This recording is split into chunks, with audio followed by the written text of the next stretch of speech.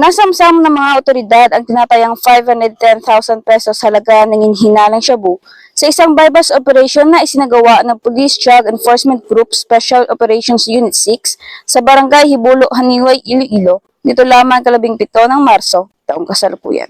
Arestado sa nasabing operasyon si alias Julie, 37 taong gulang, residente ng nasabing barangay. Nahuli siya matapos umanong magbenta ng iligal na droga sa isang pulis na nagpanggap bilang buyer.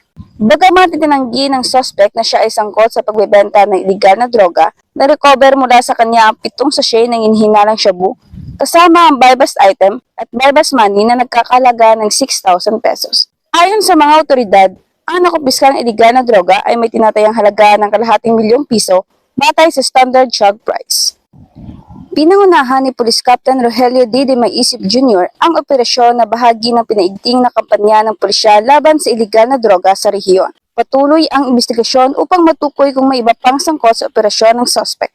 Kasalukuyang nasa kusidiya na ng mga otoridad ang suspect at nakatakdang kasuhan ng paglabag sa Comprehensive Teenage Drugs Act of 2002.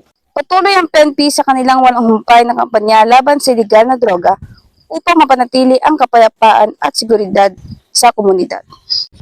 Mula rito sa Western Visayas, ako niyang PNN correspondent, patrolwoman Nanette Sablon, alagad ng batas sa kataguyod ng Balitang Pulis.